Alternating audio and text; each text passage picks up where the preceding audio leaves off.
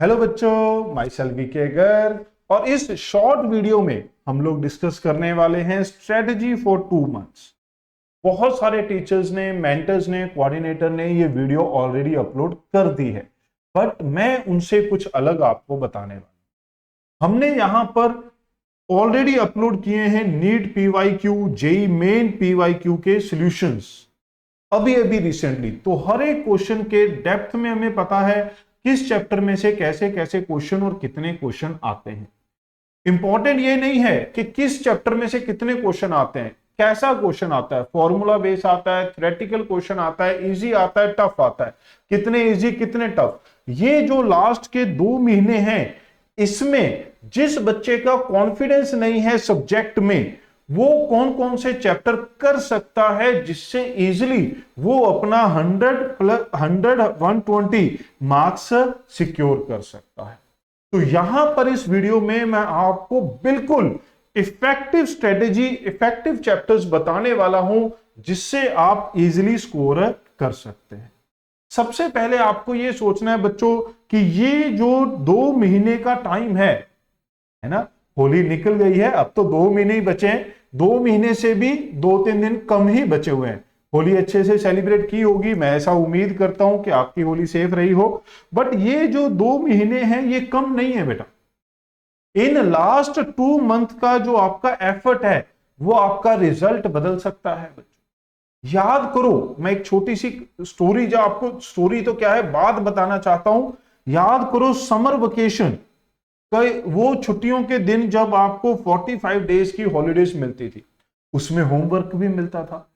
30 to 40% student उस 45 days के work को 7 डेज में, 1 वीक में खत्म करते थे। या तो स्टार्टिंग का 1 वीक फिर नाना नानी के घर चले गए, या लास्ट का 1 वीक पहले घूमने चले गए।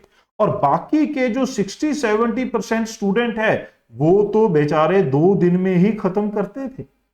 आप रिलेट कर सकते होंगे। तो वो 2 दिन में 45 डेज का काम कैसे हो जाता था, डिपेंड करता था आपकी प्रायोरिटी क्या है। उन 2 दिन में वो काम करना ही मेन टारगेट होता था, बाकी सारी चीजें सेकेंडरी हो जाती थी। अब इन 2 महीनों में भी आपको मेन टारगेट दिखना चाहिए नीट, बाकी सब कुछ क्या होना चाहिए, सेकेंडरी। तो इन 2 मंथ्स में भी आप 6 मंथ के इक्विवेलेंट काम कर सकते हैं बेटा। और दूसरी बात, ये 6 मंथ का पहला तो है प्रायोरिटी। दूसरा, अब ना तो आपको कोई क्लास लगानी है रेगुलर, ना ही आपका कहीं इधर उधर टाइम जाना है। आपको सेल्फ स्टडी करनी है, प्रैक्टिस करनी है, सेल्फ स्टडी करनी है, प्रैक्टिस करनी है। तो ये 2 मंथ इफेक्टिवली 6 मंथ की तरह काम करते हैं। करना क्या है, जैसे मैंने कहा कि हमने NEET and JEE Main PYQ upload किए हैं, कुछ अभी कर भी रहे हैं। जेई मेन के अभी 5-7 चैप्टर के रहते हैं, नीट पीवाईक्यू कंप्लीट है। तो उसके बेसिस पे हमें क्या करना चाहिए, मैं ये कंसीडर कर रहा हूं कि जो बच्चे ये वीडियो देख रहे हैं वो फिजिक्स में स्ट्रगल कर रहे हैं टू सिक्योर 120-140 मार्क्स। बेटा आप 100-120-140 मार्क्स लेना चाहते हैं तभी आप ये वीडियो देख रहे होंगे। अगर आप इससे ज्यादा ऑलरेडी ले रहे हैं फिर तो भाई आपको सब कुछ करना है ना, आपके लिए कोई ऑप्शन नहीं है। अगर आप 180 मार्क लेना चाहते हैं तो आपको सब कुछ करना है। उन वीडियोस के धोखे में नहीं आना जो कह रहे हैं सिर्फ ये 15 चैप्टर कर लो 180 आ जाएंगे, नहीं आएंगे। फिजिक्स में 180 चाहिए तो आपको सभी चैप्टर करने हैं, अच्छे से करने हैं। बट अगर आपको 100-120-140 मार्क्स चाहिए तो आप हमारी इस स्ट्रेटेजी, जो आगे चैप्टर बताए गए हैं, उसको फॉलो कर सकते हैं based on the pattern of question asked.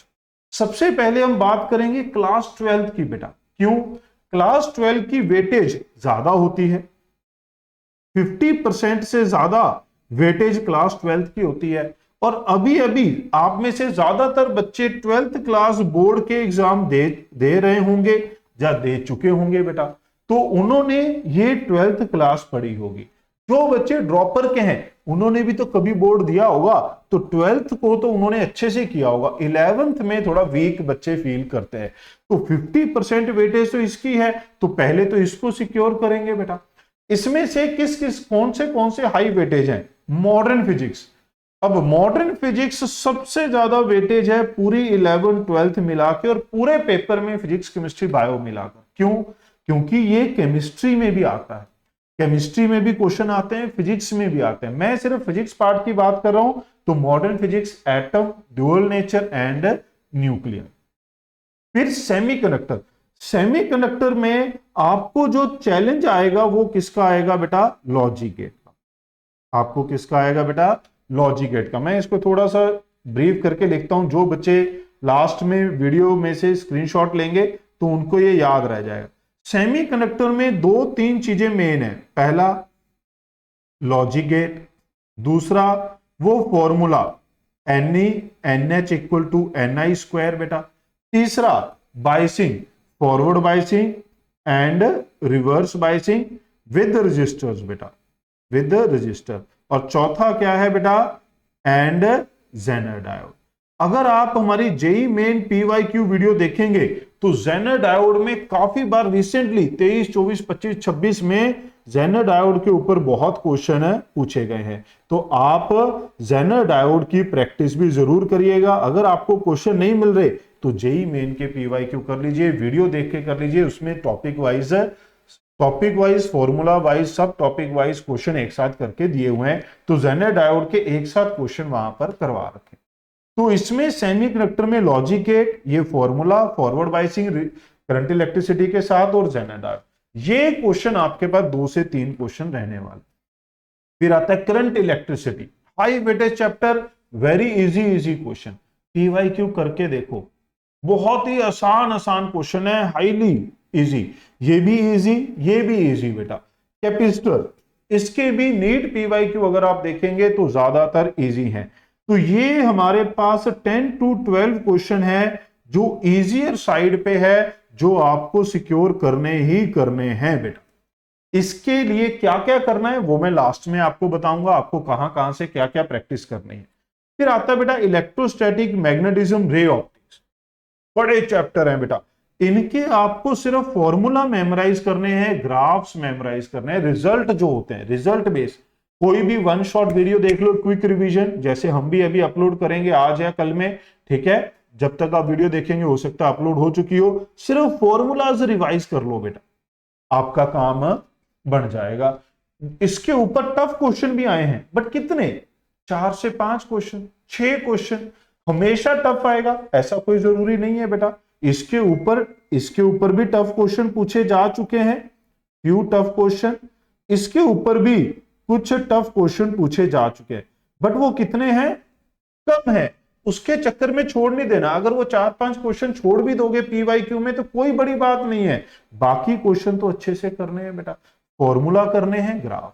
Formula में भी सबसे इंपॉर्टेंट क्या है इसमें, डायपोल। सबसे ज्यादा इंपॉर्टेंट क्या है बेटा, डायपोल एंड ग्राफ। ओके, ये मैंने लिखा भी है, देखिए यहां पर लिख रखा है, dipole and bar magnet. Magnetism में भी आपको फॉर्मूला करने, फॉर्मूला किस किस का मेनली आपको करना है, पहला सर्कुलर रिंग का, ठीक है, सर्कुलर रिंग की वजह से magnetic field, infinite long wire की वजह से magnetic field, force on a charge particle QVB, है ना, सर्कुलर पार्ट में रेडियस, ठीक है, ये हो गया। 2 वायर के बीच का फोर्स बेटा, वो फॉर्मूला आपको पता है। फिर मैग्नेटिक मोमेंट NI पता है। फिर बार मैग्नेट के फॉर्मूले, 8-10 फॉर्मूले हैं, बस वही करने हैं। इलेक्ट्रोस्टैटिक बड़ा चैप्टर है, काफी फॉर्मूले हैं। फिर बचता है रे ऑप्टिक्स। रे ऑप्टिक्स से बच्चे बहुत घबराते हैं, आप लोग भी घबरा रहे होंगे, बट वेटेज है बेटा इसकी। वेटेज है तो ये सोच के चलो कि मान लो 3 क्वेश्चन आएंगे तो मैं 2 कर दूं, एक टफ क्वेश्चन छोड़ दूंगा बेटा। बाकी 2 क्वेश्चन जो सीधा रिफ्रैक्टिव इंडेक्स के ऊपर बेस्ड आ जाते हैं, सीधा क्रिटिकल एंगल के ऊपर बेस्ड आ जाते हैं, TIR के, सीधा प्रिज्म फॉर्मूला के ऊपर बेस्ड आ जाते हैं, रिफ्लेक्शन के ऊपर आ जाते हैं, लेंस फॉर्मूला के ऊपर डायरेक्ट क्वेश्चन आ जाते हैं, वो छोड़ दो ना।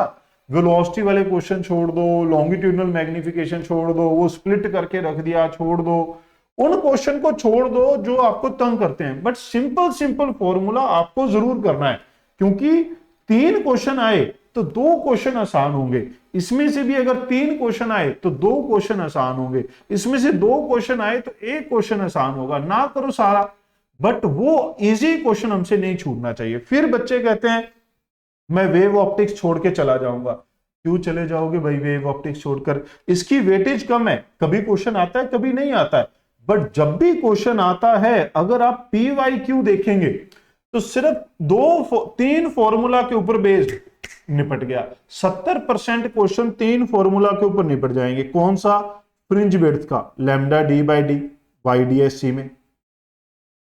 60-70% क्वेश्चन इन 3 फॉर्मूला से निपट जाएंगे। डाइफ्रैक्शन का फॉर्मूला बेटा एक ही पेज के हैं, 2-3 फॉर्मूले। पोलराइजेशन बेटा,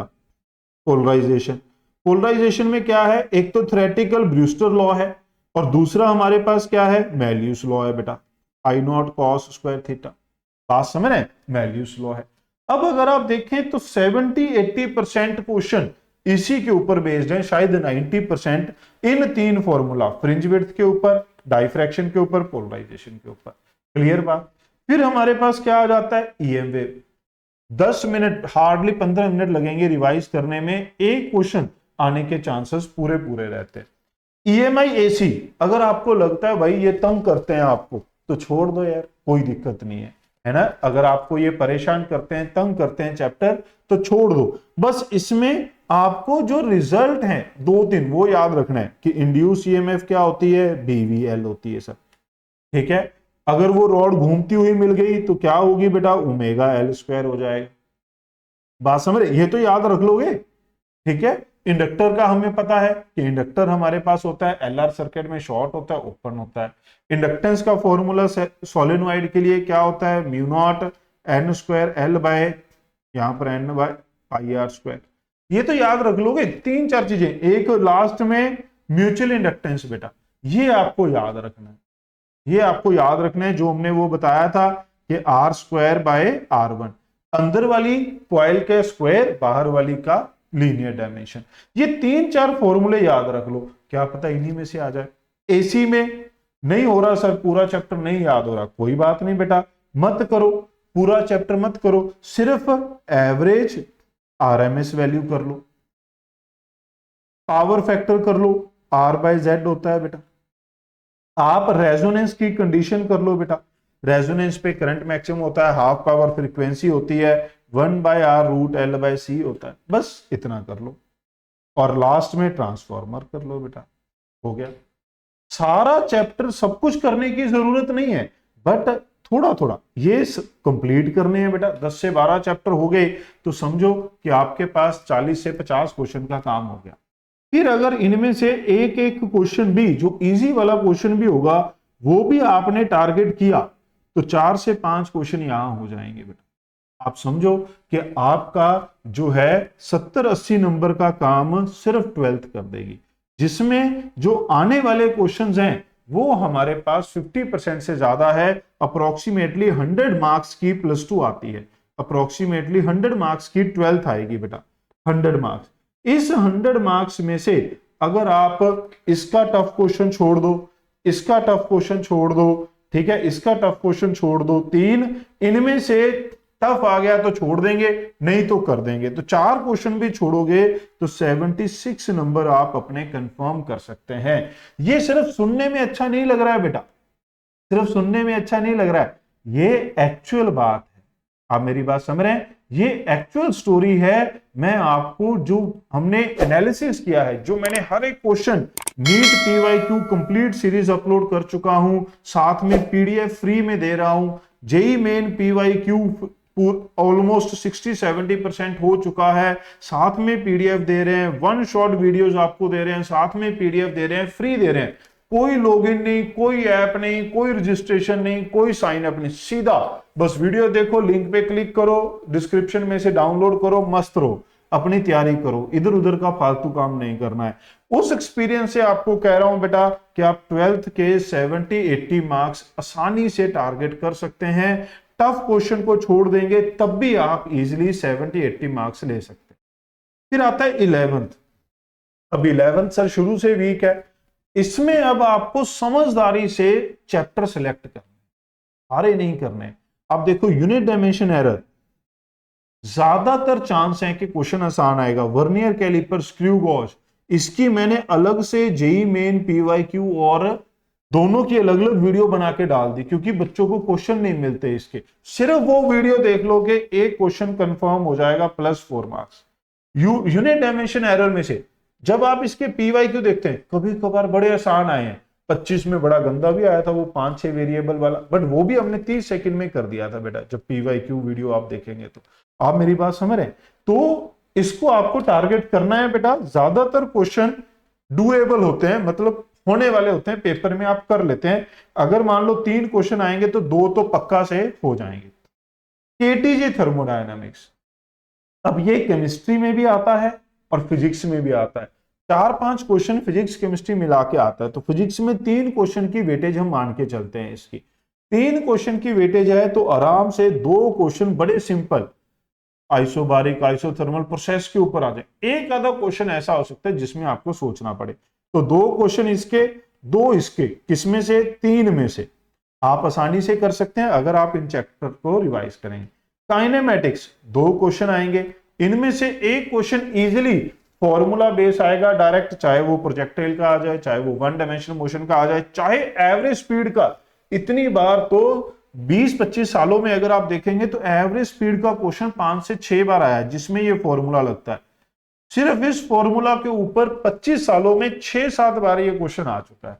बताओ अब अगर हम छोड़ के चले जाएंगे तो कैसे होगा बेटा। तो फॉर्मूला फॉर्मूला कर लो। ज्यादा टफ क्वेश्चन, ज्यादा जहां पर आपको क्लास में खतरनाक से एग्जांपल करा रखे हैं उनको छोड़ दो। रिजल्ट याद कर लो, फॉर्मूला याद कर लो। आपके पास एक क्वेश्चन इसका, 2 इसके, 2 इसके, 3 में से, 3 में से, 2 में से, ये मान के चल रहा हूं। NLM फ्रिक्शन का, अब 2025 में इतना पेपर टफ था बट फ्रिक्शन का क्वेश्चन आया डायरेक्ट फॉर्मूला बेस। तो एक क्वेश्चन इसका मैं मान रहा हूं 2 में से।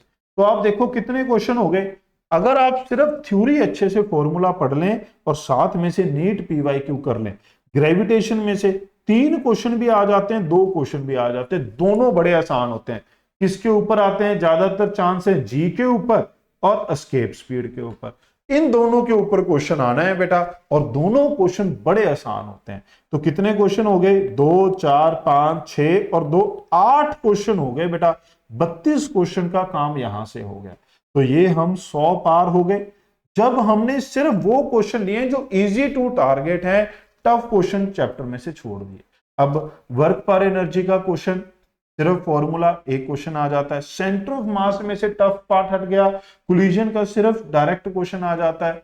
ठीक है, रोटेशनल मोशन में से आप मूवमेंट ऑफ इनर्शिया कर लो, एंगुलर मोमेंटम कंजर्वेशन कर लो और kinetic energy of rolling body कर लो।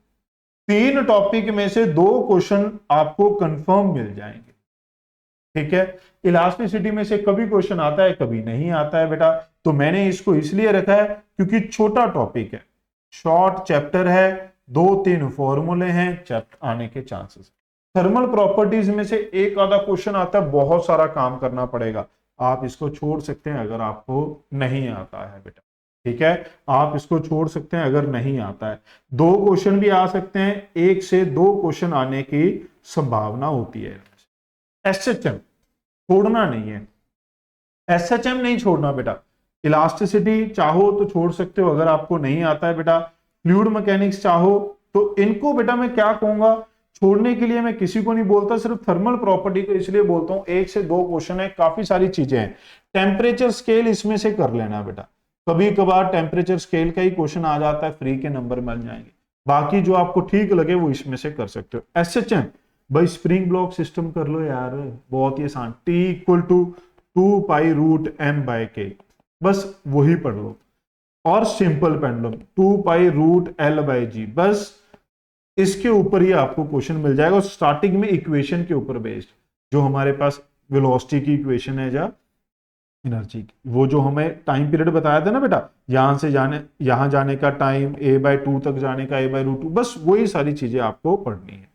वेव में से अब देखो ज्यादातर टीचर बोलते हैं वेव छोड़ दो, ज्यादातर टीचर बोलते हैं वेव छोड़ दो, मैं कहता हूं नहीं छोड़ने का है भाई। एक क्वेश्चन आ रहा है, अगर आप PYQ देखो बेटा तो पिछले सालों के जब आप PYQ देखते हैं तो 2 ही 3 फॉर्मूला के ऊपर हर बार क्वेश्चन आया। एक तो आया ऑर्गन पाइप का, उसका फॉर्मूला याद कर लो, ओपन का एंड क्लोज का। एक आया स्पीड का, speed on string, speed of sound. तीसरा आया बेटा इक्वेशन का। बस इन तीन के ऊपर आपको 95% इसके क्वेश्चन मिल जाए। तो यार 3 फॉर्मूले ही तो याद, 4 फॉर्मूले ही तो याद करने हैं, क्वेश्चन कंफर्म हो जाएगा एक। फ्लूइड मैकेनिक्स में आपको सिर्फ इंपॉर्टेंट चीजें पढ़नी है। प्रेशर रो जी एच पता है हमें कॉन्टिन्यूटी इक्वेशन पता है, A1 B1 पता है, बर्नौली नहीं पता छोड़ दो, ई फ्लक्स √2gh होता है सर वो पता है हमें, विस्कोसिटी नहीं पता छोड़ दो, सिर्फ स्टोक्स लॉ देख लो 6 पाई ईटा आरवी, या फिर terminal speed is proportional to r square. और सरफेस टेंशन का वो एक्सेस प्रेशर देख लो 2p/r 4t/r, या फिर वो कैपिलरी की हाइट देख लो 2t cos θ/ρr। बस ये 7-8 फॉर्मूले पढ़ो, आपका काम हो जाएगा, 70-80% क्वेश्चन निपट जाए। तो छोड़ना ऑप्शन नहीं है, छोड़ना ऑप्शन नहीं है बेटा किसी चैप्टर को, बट सिलेक्टेड स्टडी करो। मैंने पूरी वीडियो में आपको ध्यान से बताया आपको क्या क्या करना है, आप फिर से इसे सुन सकते हैं, नोट करके रख सकते हैं, बट छोड़ना ऑप्शन नहीं है। अब करना क्या है, पहले ये भी देख लीजिए चैप्टर इन कॉम्बिनेशन। अब अगर आप इलेक्ट्रोस्टैटिक कर रहे हो तो यार ग्रेविटेशन और मैग्नेटिज्म साथ में कर लो। ग्रेविटेशन में पहला part field, potential energy, force similar है। मैग्नेटिज्म में फील्ड के फॉर्मूला ऑलमोस्ट सिमिलर है, म्यू नॉट की जगह 1/ε0 आ जाता है, एनर्जी डेंसिटी सिमिलर है, काफी चीजें, यहां डायपोल है, यहां बार मैग्नेट है, काफी चीजें सिमिलर है। कैपेसिटर एंड करंट इलेक्ट्रिसिटी एक साथ कर लो, सीरीज पैरेलल का वो कंफ्यूजन दूर हो जाएगा, बट उसी तरीके से सर्किट सॉल्व होता है। एसएचएम और एसी एक साथ कर लो। अगर यहां पर देखो एसएचएम की वेटेज कम है, एसी की वेटेज है, बट लास्ट में इसलिए रखा क्योंकि बच्चे डिफिकल्ट फील करते हैं। अगर एसएचएम कर रहे तो एसी भी कर लो बेटा, दोनों में फेजर लगना है, दोनों में वो आरएमएस पीक वैल्यू तक जाने का टाइम वगैरह पूछ लेता, वो सारी चीजें सेम है। वेव कर रहे हो तो ईएम वेव इक्वेशन इसमें भी आएगी, इसमें भी आएगी, इंटरफेरेंस इसमें भी आएगा, इसमें भी आएगा, तो फॉर्मूला सेम है, वो फॉर्मूला रिवाइज हो जाएंगे बेटा। तो अब अगर आप देखें तो ये जो यहां पर लिखे हुए हैं 10 से 12 क्वेश्चन की वेटेज है इन सभी चैप्टर की। तो आप इजीली, जैसे मैं आपको बता रहा था, 2 2 1 1 1 1, यहां से 1, यहां से मैं एक ही क्वेश्चन आपके हक में मान रहा हूं, ठीक है, यहां से मैं एक क्वेश्चन मान रहा हूं, यहां से एक मान रहा हूं, तो कितने हो गए, 2 4 6 8, ये 10-12 क्वेश्चन हो गए बेटा। 40 से 50 नंबर का ये हो गया, 70 से 80 नंबर की 12th हो गई। आप 110 से 130 नंबर आसानी से लेकर जा सकते हैं बिना टफ क्वेश्चन किए। अब आपको करना क्या है, करना क्या है, नोट्स को रिवाइज करो, जहां से आपको थॉरली नोट्स मिल जाएं। आप मेरी वन शॉट, मैं जरूरी नहीं कह रहा कि मेरी वीडियो देखो बेटा, किसी की भी देखो, जहां से आपको थॉरली मिल जाए। आप मेरी one shot quick revision videos भी देख सकते हैं, ओके, क्विक रिवीजन वीडियोस देख सकते हैं, उसमें नोट्स दिए हुए हैं, पीडीएफ भी साथ में दी गई। फिर आप नीट पीवाईक्यू करो बेटा। हमने 25 इयर्स पीवाईक्यू के डिटेल प्यार से सॉल्यूशन आपको करवाए हैं, आप देख सकते हैं, साथ में आपको पीडीएफ भी दे रहे हैं। फिर जो हाई वेटेज चैप्टर है, जो हाई वेटेज चैप्टर है, जो आप चाहते हैं कि सर मैं इसका क्वेश्चन नहीं छोड़ना चाहता, वो कोई भी चैप्टर हो सकता है, आपकी अपनी अपनी फीलिंग है। किसी को मैग्नेटिज्म आसान लगता है, किसी को टफ, किसी को एसी इजी लगता है, किसी को टफ, किसी को एसएचएम इजी लगता है, किसी को टफ। तो जो भी आपकी हाई वेटेज और प्रायोरिटी चैप्टर है, जो आपकी हाई प्रायोरिटी चैप्टर है, उसके आप साथ में जेई मेन पीवाईक्यू करो।